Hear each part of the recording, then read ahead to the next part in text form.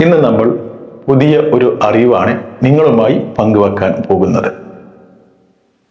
ഹണിയും റോസും സാധാരണയായി പ്രകൃതിയിൽ കാണപ്പെടുന്ന രണ്ട് വസ്തുക്കളാണല്ലോ. ഹണി എന്നാൽ തേനാണെന്ന് നിങ്ങൾക്ക് എല്ലാവർക്കും അറിയാമല്ലോ.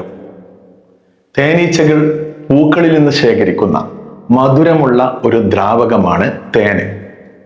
തേനീച്ചകൾ മധുവിനോടൊപ്പം പൂമ്പൊടിയും ശേഖരിക്കുന്നു.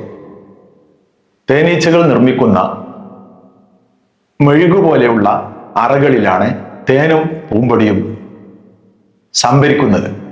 റോസ് എന്നാൽ പനിനീർ പൂവ്. സുഗന്ധവും സൗന്ദര്യവും കൊണ്ട് പ്രശസ്തമായ ഒരു പൂവാണിത്.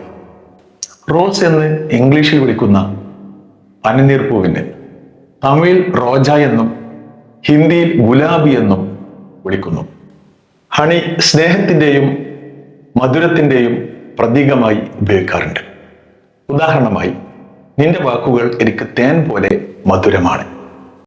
റോസ് സൗന്ദര്യത്തിൻ്റെയും സ്നേഹത്തിൻ്റെയും പ്രതീകമായി ഉപയോഗിക്കാറുണ്ട്. ഉദാഹരണമായി, അവൾ റോസ് പോലെ സുന്ദരിയാണ് എന്ന് പറയാറുണ്ട്.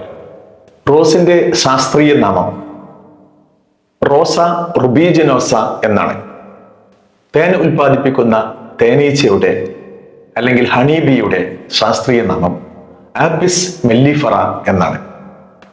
ലോകത്ത് ഏറ്റവും കൂടുതൽ തേൻ ഉൽപ്പാദിപ്പിക്കുന്ന 10 രാജ്യങ്ങളാണ് ചൈന, തുർക്കി, Iran, India, Argentina, New Zealand, Germany, Mexico, Ukraine എന്നിവ.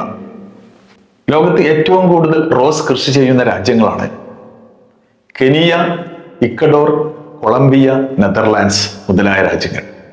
റോസിനെ കുറിച്ചും ഹണിയെക്കുറിച്ചും ചെറിയ ഒരു അറിവ് നിങ്ങളുമായി പങ്കുവച്ചു. നന്ദി, നമസ്കാരം.